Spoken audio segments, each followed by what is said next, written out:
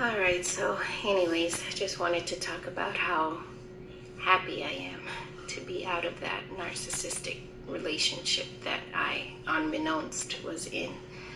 It is such an eye-opener for me to come across these videos on YouTube, listening to these therapists who are skilled with diagnosing this disorder. I never even knew it was a disorder. All I thought it was a huge ego problem. That was definitely my ex all along. Huge ego problem. Didn't realize how in depth it went. How much there was so much more to the story. Until our marriage had already reached a point where I knew I was in it alone. I was married to a bachelor. That's how I felt.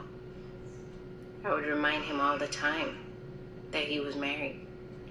I constantly felt disrespected, devalued. I was constantly being made to feel as if I was not a good wife, a good mother, or a good woman.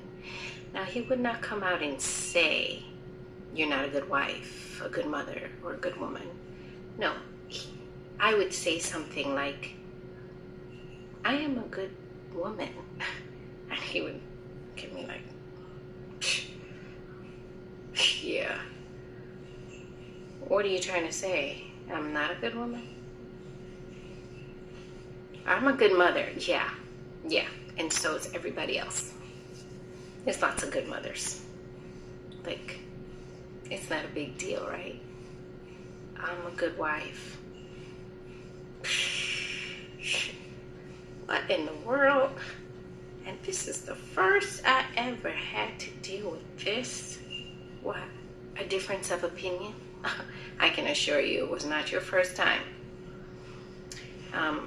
So having a difference of opinion was like a huge thing for this person.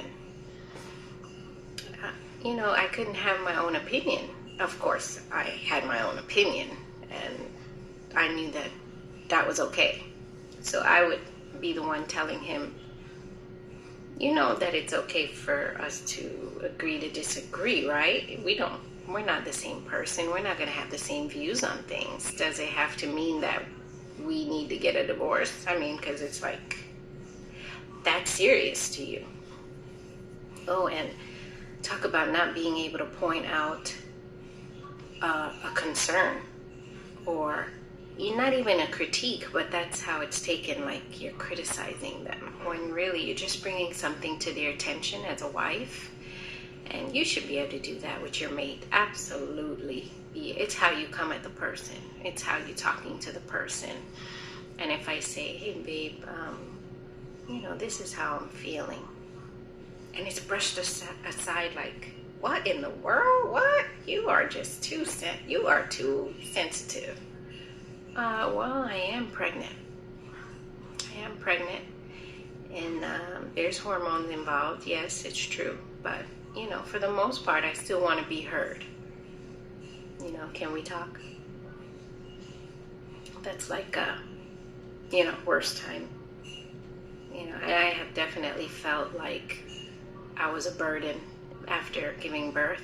That time, that a woman is very vulnerable, and she needs lots of help from her husband, maybe even to go to the bathroom, or to stand up in the shower, or to have the baby passed to her. It depends on what your circumstance was, but that was mine. I had a very tough pregnancy. Now looking back, I understand why I had such a tough pregnancy and delivery with our daughter.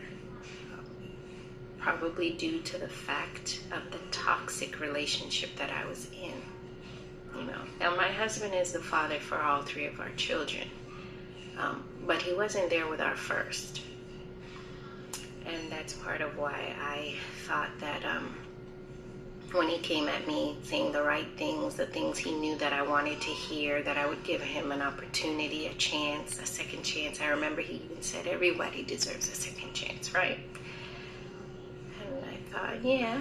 He said all the things that I want. And I never thought myself to be, an unintelligent person or somebody who's gullible. But let me tell you, this one threw me for a loop that I even was like second guessing myself. And I thought, I made amends all the time with him. He would put himself on the couch. He'd go out without his ring on over the slightest little thing. It was a big deal, and I never understood. Always was the one making amends. So glad I'm out of that relationship.